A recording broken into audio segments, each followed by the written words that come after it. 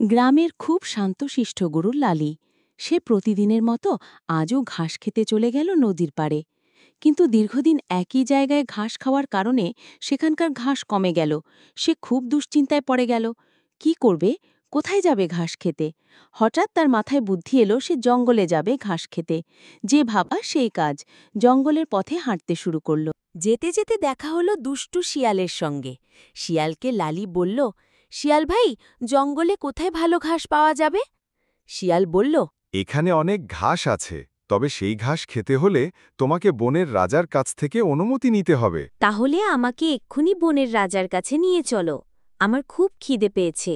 আমাদের রাজামশাই কিন্তু খুবই দয়ালু। তার সামনে খুব বেশি কথা বলবে না, দেখবে সে তোমাকে এই জঙ্গলে থাকার অনুমতি দেবে। ঠিক আছে, কিন্তু আমার খুবই ক্ষুধা পেয়েছে, আমাকে জলদি ঘাস খাওয়ার ব্যবস্থা করে দাও। হালুম, কে লোরে? রাজামশাই, আমি শিয়াল পণ্ডিত, তোমার ভাগ্নে। ও শিয়াল পণ্ডিত, এসেছ?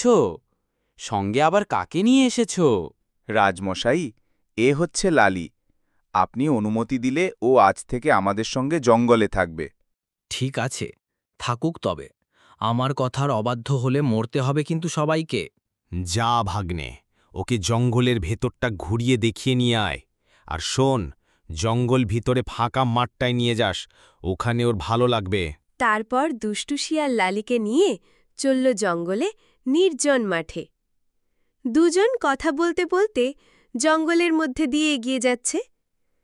লালি মনের সুখে হেঁটে চলতে। জঙ্গলে তার মনে একটাই কথা চলছে, কখন ঘাস সামনে পাবে আর ঘাস খাবে। অন্যদিকে দুষ্টু শিয়ালের মনে রয়েছে অন্য কিছু। জঙ্গলের ভেতর মাঠে গিয়ে লালিমানে সুখের ঘাস খেতে লাগল। পাশেই দুষ্টু শিয়াল দাঁড়িয়ে তা দেখছিল। অপরদিকে সিংহ তাদের পিছু নিয়ে নির্জন মাঠে চলে এলো।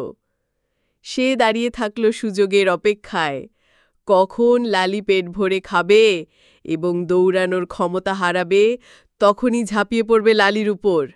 লালি অনেকক্ষণ আশুত নরম ঘাস খেল। খেতে খেতে তার পেট ফুলে ঢোল হয়ে গেল। এমন সময় এক বিশাল গর্জনে হালুম বলে লালির উপর ঝাঁপিয়ে পড়ল সিংহ। লালির ঘাড়ে কামড় দিল। সঙ্গে সঙ্গে লালি মাটিতে পড়ে গেল। দুষ্টু সিংহ ও শিয়াল দুজনে মিলে লালিকে খেয়ে ফেলল। এই গল্প থেকে আমরা কি শিখলাম? দুজনের সঙ্গে কখনো বন্ধুত্ব করতে নেই, করলে নিজেরই ক্ষতি।